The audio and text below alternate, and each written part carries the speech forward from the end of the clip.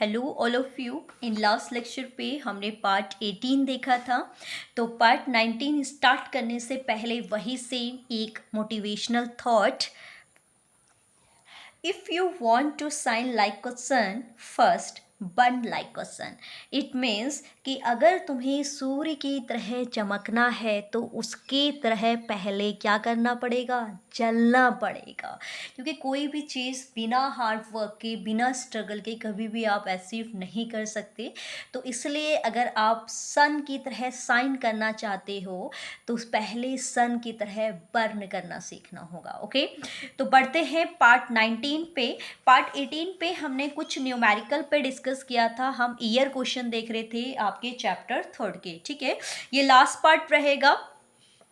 इसके बाद हम चैप्टर 4 स्टार्ट करेंगे। ओके, क्योंकि इसके बाद के जितने भी क्वेश्चंस हैं सारे के सारे सिमिलर हैं जो हमने लेक्चर में डिस्कस कर लिए हैं। तो बार बार उन क्वेश्चनों को करने का कोई फ़ायदा नहीं है। आप प्रीवियस लेक्चर देखें और उससे आपका चैप्टर नंबर 3 कम्प्लीटली कंप्लीट हो जाएगा। तो कल हम जो स्टार्ट करेंगे वो चैप्टर नंबर 4 करेंगे, जो कि मोस्ट इम्पॉर्टेंट चैप्टर है। बहुत सारे क्वेश्चंस यहाँ से बनते हैं मैग्नेटिक फील्ड से। ठीक है, तो अब हम बढ़ते हैं आपके पार्ट 19 पे। पार्ट 19 पे हमारे जो क्वेश्चंस थे उसको देखते हैं।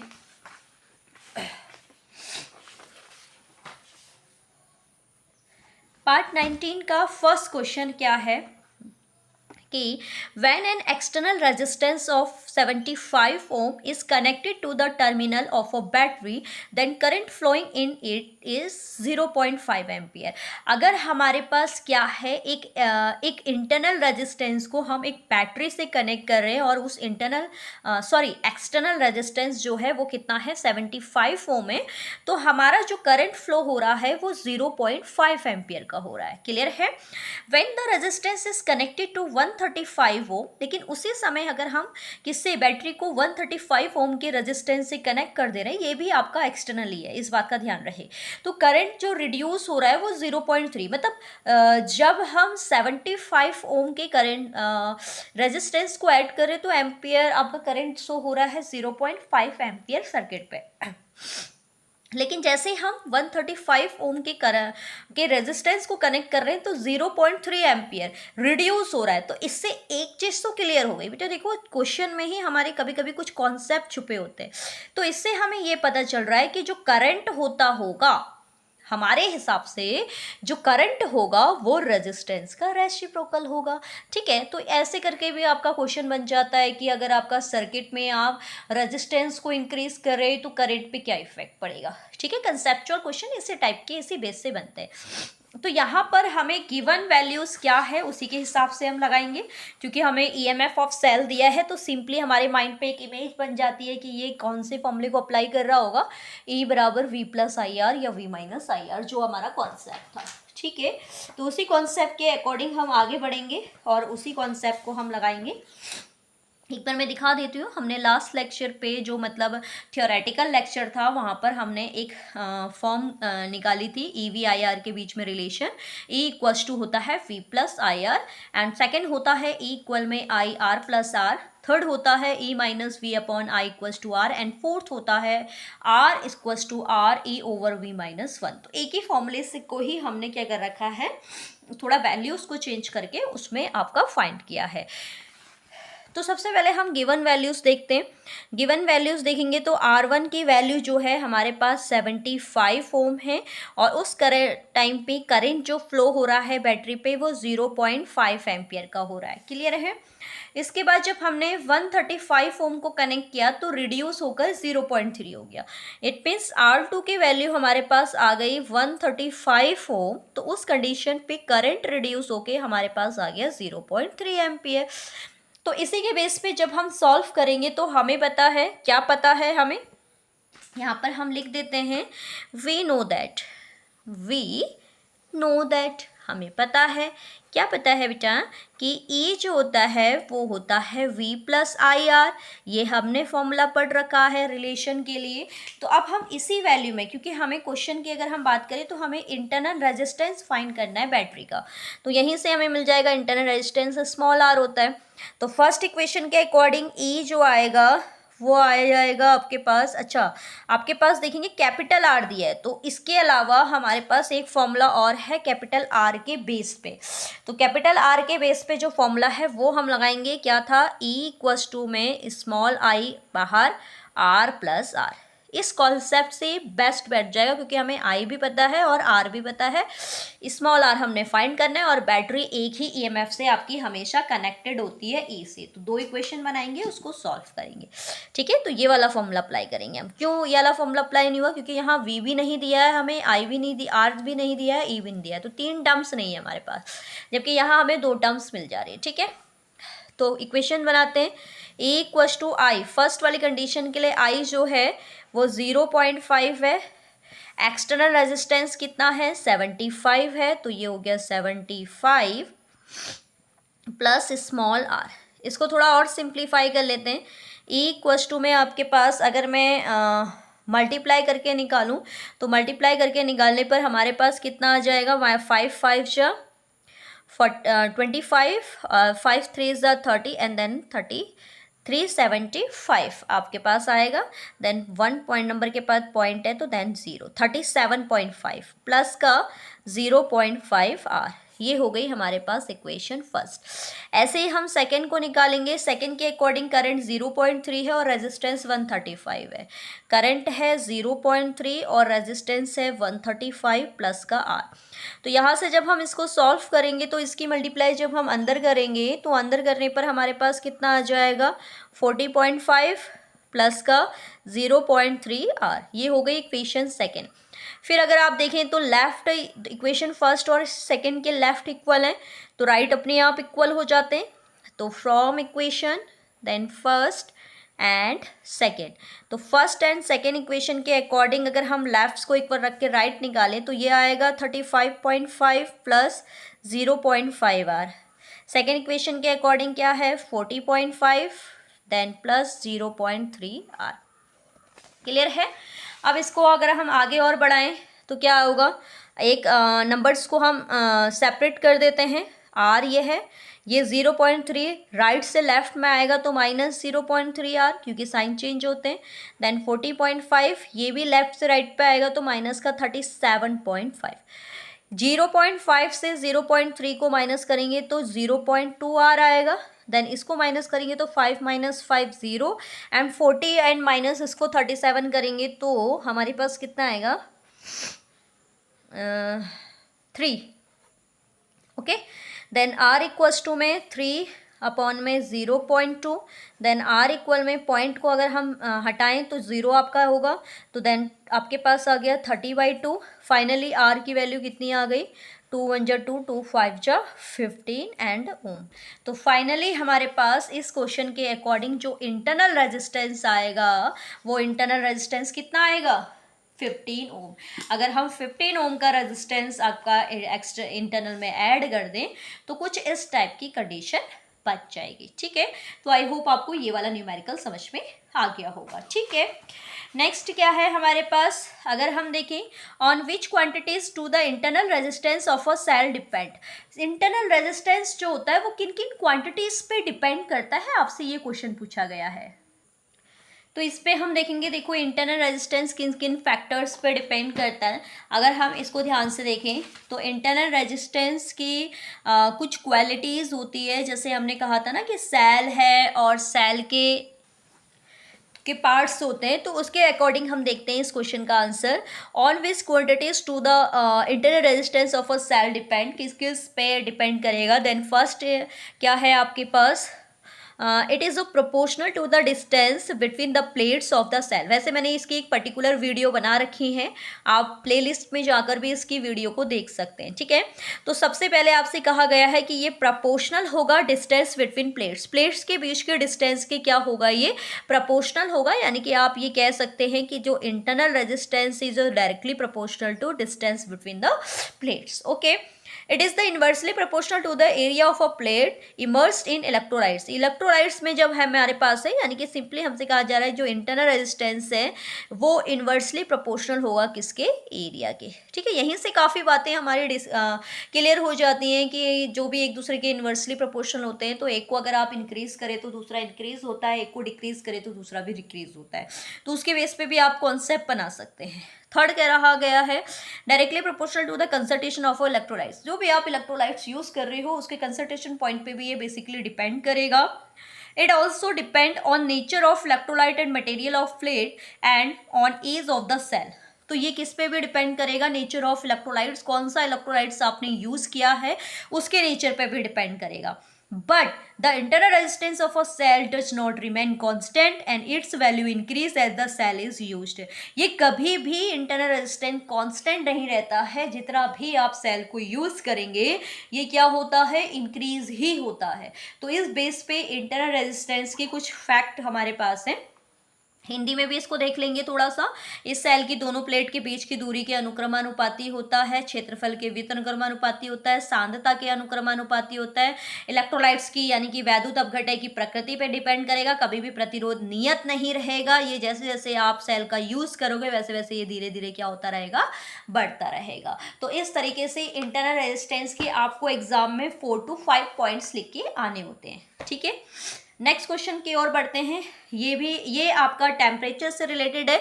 एक आपको ध्यान होगा कि मैंने एक टेम्परेचर से रिलेटेड वीडियो बनाई हुई है। ठीक है, प्लेलिस्ट में जाके चेक कर लीजिएगा। आई थिंक उसका नेम डिपेंडिंग ऑफ रेजिस्टेंस ऐसे कुछ है। ठीक है, तो इसमें देखेंगे ये क्वेश्चन आपके पास आया है 20 and 24 पे। क्या है क्वेश्चन देख लेते हैं। The resistance of the platinum wire of a platinum resistance thermometer at 0 degree Celsius is 5 Om.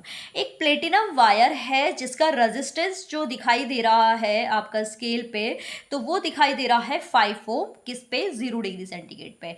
Eight 100 degree Celsius, 100 degree Celsius पे उसका जो रेजिस्टेंस है वो इंक्रीज होकर 5.23 पहुंच जा रहा है।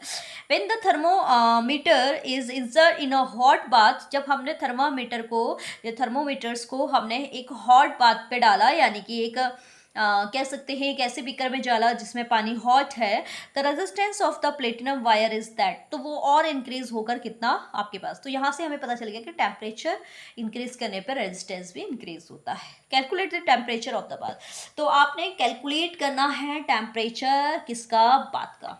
तो सबसे पहले तो गिवन वैल्यूज देख लेते हैं, ये भी मोस्ट इंपॉर्टेंट न्यूमेरिकल है आपका। आपसे कहा गया है जो रेजिस्टेंस है 0 डिग्री सेल्सियस पे, ठीक है, यानी कि resistance at 0 degree Celsius, 0 degree Celsius पर रेजिस्टेंस को R0 ले लेते हैं। ये हमारे पास कितना है, 5 ओम।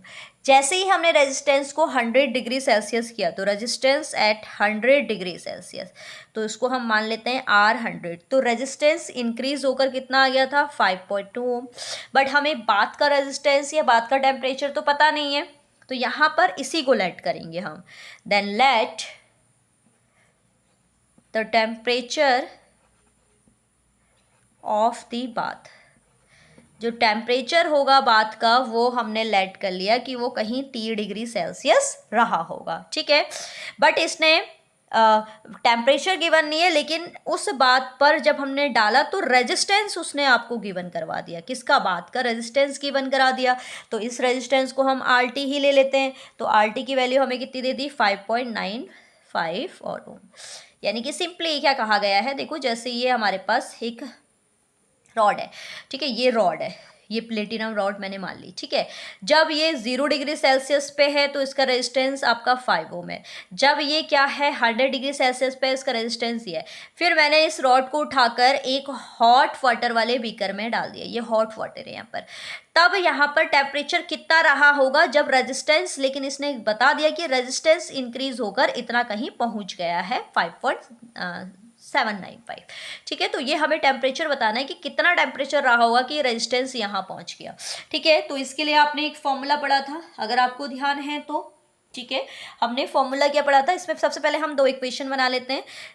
पहले हम ये जो हमारे पास टेम्परेचर हमें फाइंड करना है जिसका, उसका ही रेजिस्टेंस से हम पहले R0 की वैल्यू को माइनस करते हैं, फिर इसी के रेजिस्टेंस से हम 100 वोल्ट की वैल्यू को माइनस करते हैं। तो फाइनली हमारे पास जो आएगा क्या होता है, RT माइनस में R0 इक्वेशन होती है ना, R0 अल्फा T। तो ये हो गई इक्वेशन फर्स्ट। इसके बाद सेकेंड वाली क्या होगी, R100 minus R0 equals to में, ये हमें टेम्परेचर पता है 100 है, देन 100 R0 ये हो जाएगा अल्फा, यानी कि T बराबर 0 और T बराबर 100 की सिचुएशन बन गई। तो ये हो गई इक्वेशन सेकेंड। जब दोनों इक्वेशन को आप सॉल्व करेंगे तो दोनों इक्वेशन को सॉल्व कैसे करना है, दोनों को डिवाइड कर दीजिए, ये हो जाएगा next R100 minus R0 equal में क्या आ जाएगा हमारे पास, देखेंगे यहाँ पर R0 alpha T then 100 R0 alpha, R0 alpha से R0 अल्फा T ओवर 100 यहाँ पर आपके पास बचेगा। हमें T की वैल्यू निकाली है, 100 इसके साथ मल्टीप्लाई में जाएगा। तो फाइनली जो T हमें फाइंड करना है उसकी वैल्यू आएगी RT माइनस R0 अपॉन में R100 माइनस R0, ठीक है, इनटू में 100। तो यहाँ से बस हमने वैल्यूज़ को पुट कर देते हैं। RT की वैल्यू है हमारे पास 5.795 माइनस R0 की वैल्यू है 5 ओम, 100 की वैल्यू कितनी है 5.23 और R0 फिर अगेन 100। तो जब हम इसको सॉल्व करेंगे तो कितना आएगा 0.795, यह आएगा 0.23 इंटू में 100। तो इसको देखो पॉइंट हम क्या करते हैं, थोड़ा सा एडजस्ट करेंगे इसे, जब आप इसको इससे डिवाइड करेंगे तो फिलहाल जो हमारे पास आएगा वो हमारे पास कितना आ जाएगा 345.36, ठीक है। मैंने तो कैलकुलेट कर लिया है, आप एक बार इस नंबर को कैलकुलेट जरूर कर लीजिएगा। सिंपली इससे इसको डिवाइड करना, जो भी आएगा उसकी मल्टीप्लाई 100 से कर देना। तो फाइनली इसका टेम्परेचर हमें पता चल गया कि 345.65 डिग्री सेल्सियस में उस वायर का जो रेजिस्टेंस है प्लेटिनम वायर का वो कहाँ पहुँच जाएगा, आपके पास 5.795 पे पहुँच जाएगा, ठीक है। आई होप आपको ये वाला न्यूमेरिकल भी समझ में आ गया होगा, ठीक है। देन नेक्स्ट देखते हैं हम। नेक्स्ट क्वेश्चन के अकॉर्डिंग अगर मैं देखूं तो नेक्स्ट क्वेश्चन में हमें क्या दे रखा है, नेक्स्ट क्वेश्चन में हमें कहा गया है जो भी हमारे पास ये फिगर है ये जीरो रिफ्लेक्शन की कंडीशन को शो कर रहा है। तो हमेशा याद रखना जीरो रिफ्लेक्शन की कंडीशन जब भी दे आपको क्वेश्चन में, तो ये जो मिड वाला होता है ना गैल्वेनोमीटर वाला, ये आपका जीरो हो जाता है। कहने का मतलब है करंट यहाँ पर पास नहीं होता, ठीक है। जब यहाँ पर करंट पास नहीं होगा तो इसका मतलब हमने पढ़ा है कि क्या होता है, व्हीटस्टोन ब्रिज के अकॉर्डिंग इन दोनों का जो रेशियो होता है वो इन दोनों के रेशियो के इक्वल होता है, ठीक है। तो इस क्वेश्चन को करते हैं जो कि 2022 में आया हुआ है। क्या हो जाता है, जीरो डिफ्लेक्शन, जीरो डिफ्लेक्शन की कंडीशन क्या होती है, जीरो डिफ्लेक्शन की कंडीशन जो होती है व्हीटस्टोन ब्रिज की फॉर्म में वो होती है P/Q बराबर R/S। तो यहाँ पर हमारे पास क्या आएगा 3/4 अपॉन में x 12, 3/4 इक्वल में x अपॉन में 12। तो यहाँ से हम निकाल लेते हैं, क्या आ जाएगा 4 3 12, एक मिनट, ये है 3/6, सॉरी 6 है, 6 2 12 और 2 से 3 की मल्टीप्लाई करेंगे तो x की वैल्यू आ गई 3 2 6 ओम, क्या आ गई x की वैल्यू 6 ओम आ गई, ठीक है। अब ये तो हमें फाइंड हो गया कि ये क्या है 6 ओम। अब आगे भी क्वेश्चन कहा गया है, इसको थोड़ा सा सर्किट को सॉल्व करना आपको आना चाहिए। तो यहाँ पर हमसे ये कहा गया है करंट इन रेजिस्टेंस ऑफ 4 ओम, 4 ओम के उसमें आपको करंट फाइंड करना है। तो सबसे पहले तो हम क्या करते हैं ना, इसमें से करंट को पास करा कर देखते हैं कि सिचुएशन बन क्या रही है। जब हमने इस बैटरी के पॉजिटिव टर्मिनल से आई करंट को पास कराया तो I1 तो यहाँ चला गया, देन I2 यहाँ चला गया। अब हमारे पास देखो इसमें और इसमें जाने वाला करंट I1 हो गया, इसमें और इसमें जाने वाला करंट क्या हो गया I2 हो गया। तो यहाँ पर हम देखेंगे कि कौन सा सीरीज एंड कौन सा पैरेलल मेथड पे ऐड होता है। तो अगर हम यहाँ से देखें, देखो ये सीधा निकल गया, ये पूरा यहाँ आ गया, तो यानी कि ये दोनों सीरीज में हो गए। इसके बाद यहाँ से नीचे करंट आया, ये भी सीधे निकल गया, ये दोनों सीरीज में हो गए। इसका मतलब इन दोनों का जो सम होगा वो पैरेलल में होगा, ठीक है।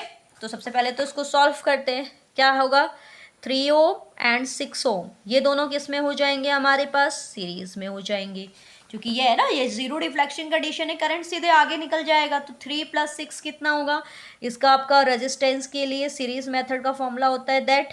तो आर बराबर कितना आ जाएगा, 3 + 6, यानी कि आर बराबर ये तो आ गया 9 ओम। इसके बाद ये नीचे वाले में भी करंट I2 जो है वो यहाँ जीरो डिफ्लेक्शन कंडीशन है तो डायरेक्टली आगे निकल जाएगा। इस x को हमने फाइंड कर लिया है, ये x कितना है, 6 है। तो ये दोनों भी सीरीज में होंगे, 6 ओम एंड 12 ओम, ये भी किस में होंगे, सीरीज में होंगे। तो सीरीज में अगर हम ऐड करें तो ये हो जाएगा 6 + 12, देन R इक्वल्स टू में क्या आ जाएगा, 18। एक आर ये आ गया, एक आर ये आ गया। अब हमें देखना है कि ये इसके साथ कैसे आपका ऐड हो रहे हैं। तो इसके साथ कैसे ऐड हो रहे हैं तो इसको थोड़ा सा हम देखेंगे। अब यहाँ देखिए, ये सीरीज में हो गया, ये सीरीज में हो गया, फिगर अब कुछ इस टाइप से बन जाएगा। ये हो गया एंड देन ये हो गया, ठीक है। और ये नीचे आपका चल ही रहा था, ये 4 ओम और ये। तो अब ये दोनों जो हैं जिसको हमने ऊपर सॉल्व किया, ये दोनों के दो किस में आ रहे हैं, अब पैरेलल में आ रहे हैं, यानी कि समांतर क्रम में आ रहे हैं। तो जब हम इसको समांतर में करेंगे, यानी कि 9 और 18 ये किस में आ रहे हैं, समांतर में। तो 9 ओम एंड 18 ओम ये किस में आ गए अब हमारे बेटा, पैरेलल यानी कि समांतर में। तो समांतर के लिए फॉर्मूला क्या होता है, 1/r बराबर 1/r1 + 1/r2, देन 1/r बराबर क्या हो जाएगा, 1/9 + 1/18, देन 1/r बराबर हो जाएगा 18। एलसीएम लेके सॉल्व करेंगे तो 2 + 1, 1/r बराबर आ जाएगा 3/18, यानी कि यह आएगा 1/6। तो r की वैल्यू क्रॉस मल्टीप्लाई से आ जाएगी 6 ओम। इतना क्लियर हो गया, ये कितना आ गया, 6 ओम। अब देखो ये ऊपर का पूरा सॉल्व करके हमारे पास 6 ओम आया है। तो इसका मैं देखो सेकंड फिगर क्या बनेगा, ऊपर वाले को पूरे को सॉल्व करके हमने मान लिया कि ये आ रहा है हमारे पास 6 ओम। अब जब ये 6 ओम आ रहा है तो ये हमारे पास कितना दे रखा है, ये दिया है 4 ओम। अब 4 ओम से ये हमारे पास बैटरी कनेक्टेड है, ठीक है। तो ये हो गया 6 ओम, ये हो गया 4 ओम। अब यहाँ पर अगर मैं देखूँ, देखो बैटरी कनेक्ट से अगर मैं यहाँ से करंट को पास करूँ तो करंट पास करने पर यहाँ देखो ये करंट सीधे डायरेक्टली इसको रोकने वाला कोई नहीं है।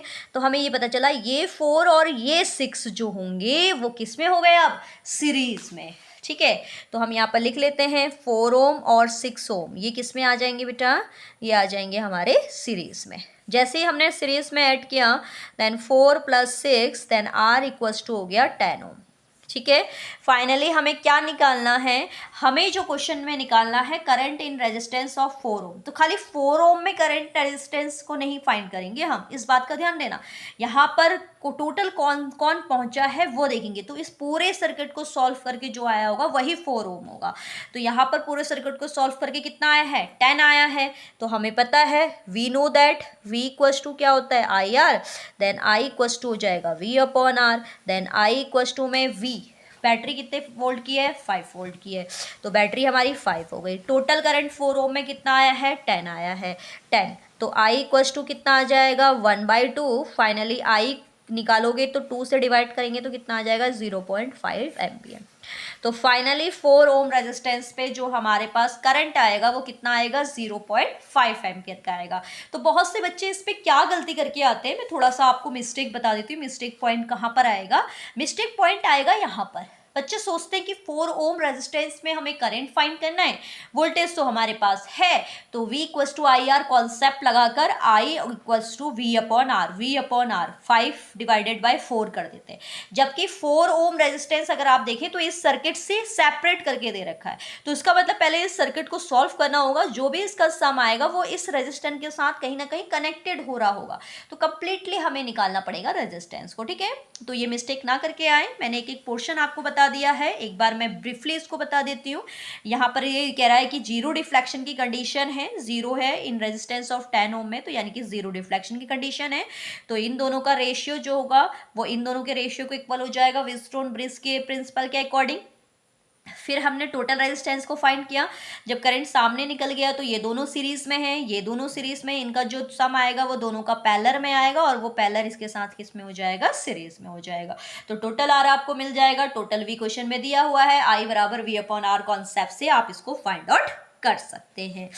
नेक्स्ट कहा गया है, ये देखो यहाँ पर मैंने ये क्वेश्चन इसलिए राइट किया हुआ है क्योंकि ये दिखा तो आपके एनसीईआरटी की सिलेबस के अकॉर्डिंग डिलीड में है, बट अगर व्हीटस्टोन ब्रिज में हम यूज़ कर रहे हैं तो व्हीटस्टोन ब्रिज में कहीं ना कहीं सीरीज और पैरेलल मेथड लग रहा है, जैसे कि अभी आपने इस क्वेश्चन को सॉल्व करने में यूज़ किया था, कुछ सीरीज में थे कुछ पैरेलल में थे, तो इसलिए ये वाला आप करेंगे। ये हमने सिंपली कर रखा है, यहाँ पर आप 3 इक्वेशंस लेते हैं और तीनों इक्वेशंस को सॉल्व करते हैं, तो काफ़ी इजी रहता है। इसका जो एक्सपेंशन आएगा लास्ट में समांतर क्रम का, वो आएगा 1/r बराबर 1/r1, 1/r2 और 1/r3। तो इस कॉन्सेप्ट के अकॉर्डिंग आपके पास लास्ट एक्सपेंशन यही आएगा, ठीक है।